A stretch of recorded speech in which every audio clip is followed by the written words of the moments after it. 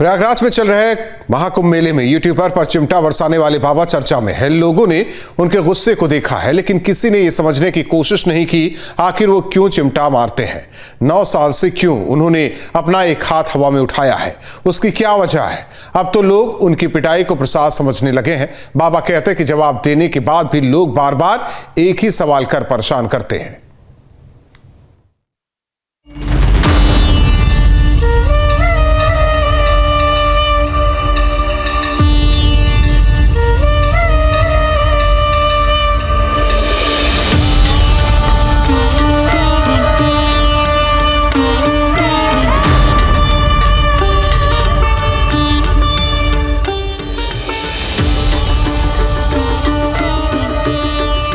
कुंभ मेले में आए एक बाबा जो पिछले 9 वर्षों से एक हाथ हवा में उठाए ऊर्ध्वबाहु तपस्या कर रहे हैं, आजकल चर्चा का विषय बने हुए हैं। यूँ तो वो जब से कुंभ मेले में आए हैं तभी से चर्चा में हैं, क्योंकि वो अपनी साधना पर अडिग हैं और यही उनका हठयोग है।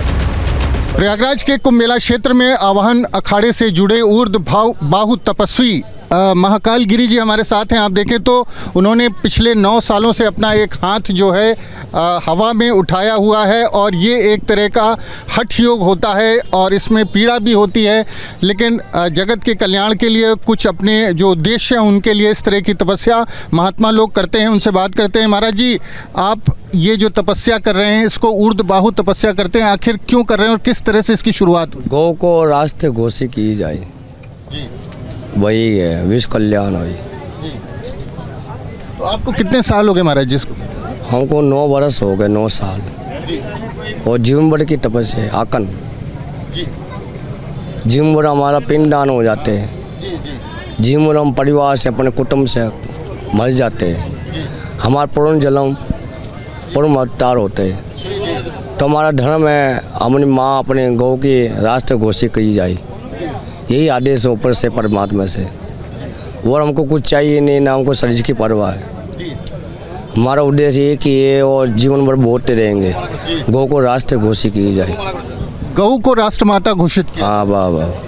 गौ को राष्ट्रमाता घोषित करने के लिए पिछले 9 साल से वो ये तपस्या करें। महाराज जी, शुरू में कष्ट होता होगा, ये हाथ एक तकलीफ तो आती है, हर चीज़ कटने में तकलीफ। हम गुरु लाल मर हारेंगे नहीं, हमारे मुद्दे हमको कहाँ करना शरीर के, कहाँ करना शरीर की परवाह है नहीं। गौ की रस्से हो जाए, गौ का रास्ते घोषित हो जाए, इनको गौशाला बन जाए, बस आत्मा का शांति। वैसा नहीं, हम तो एक हाथ तो दे चुका हूँ जीवन भर के लिए, दूसरा भी देना तैयार बैठे।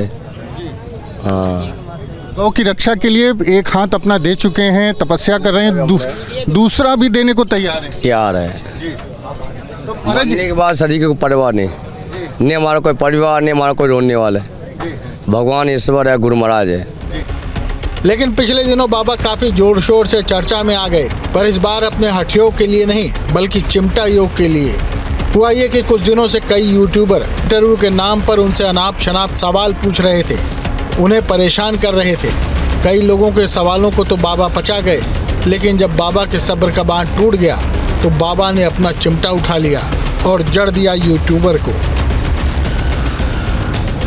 आप इतने भोले भाले हैं, अपनी बातों को स्पष्ट तौर पर कहते हैं। कई बार जो है लोग आपको यहाँ पर आकर के तंग भी करते हैं, आप क्रोधित भी हो जाते हैं। क्रोध नहीं, ये जो पगली कर देते हैं, अभी बोला है समझाया। हम ज़्यादा पगले में ज़्यादा भीड़ में रहते ही नहीं। हम ये कुंभ में हम भीड़ को झेल रहे हैं, तो हम लोग परेशान हो जाते हैं। कुछ जनता बिगड़ी भी आती है और जहाँ मुझ के मज़ा उठाना, संतों का ऐसे उड़ाना, तपस्या का मजाक करना, इसको ड्रामा बनाना सही नहीं। इसलिए हम इसलिए थोड़ा चिमटा मानो सुधार के लिए, इसलिए लोगों को इसको और गलत रूप में ले लिया। वो ऐसा कुछ नहीं है, सब दिखावा है। बाकी भगवान साथ से, ईश्वर साथ से है, हमारे तपस्वी है। सुना आपने, बाबा कह रहे हैं कि उनका उद्देश्य सिर्फ समझाना था, लेकिन यूट्यूबर ने भी हद कर दी थी। लेकिन इस घटना के बाद अब यूट्यूबर बाबा के पास महज इसलिए आ रहे हैं क्योंकि वो प्रसाद में बाबा का चिमटा खा सकें। किसी हठयोगी के हाथ से मिला चिमटा भी कुछ भला ही करेगा। उनसे जो है हमने बाइट लेने की कोशिश की और मैं बातचीत कर ही रहा था कि महाराज जी, आपने उस पत्रकार को चिमटा मारा क्यों, मारने का कारण क्या था, या फिर ऐसा कौन सा सवाल उसने पूछ लिया था आपसे जिससे आप इतना जो है आक्रोशित हो गए थे।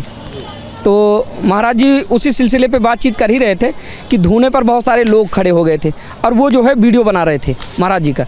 तो वीडियो बना रहे थे, फिर महाराज जी बाइट देते देते अचानक जो है गुस्से में आ गए और उन्होंने चिमटा लिया उठा के, जो भीड़ थी उनको दौड़ा लिया और दौड़ाने के बाद जब वो वापस मेरी तरफ आए तो उन्होंने मुझे एक थप्पड़ खींच के मारा।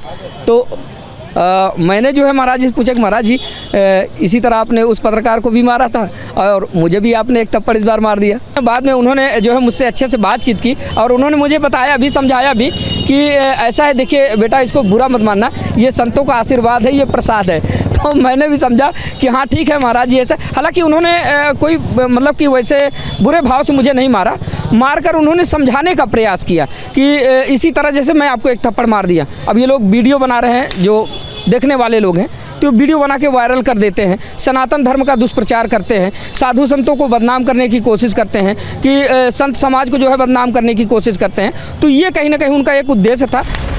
तो जान लीजिए, अगर आपको भी बाबा के चिमटे का प्रसाद खाना हो तो उसके लिए कोई गुस्ताखी करना ज़रूरी नहीं। बाबा के पास जाइए, प्रेम से बैठिए, बात कीजिए और चिमटा प्रसाद की रिक्वेस्ट कीजिए और अपनी पीठ को धन्य कीजिए। कुंभनगर से मानवेंद्र प्रताप सिंह के साथ team news state. News nation अब व्हाट्सएप पर खबरों की ताजा अपडेट के लिए न्यूज नेशन के इस QR कोड को स्कैन करें।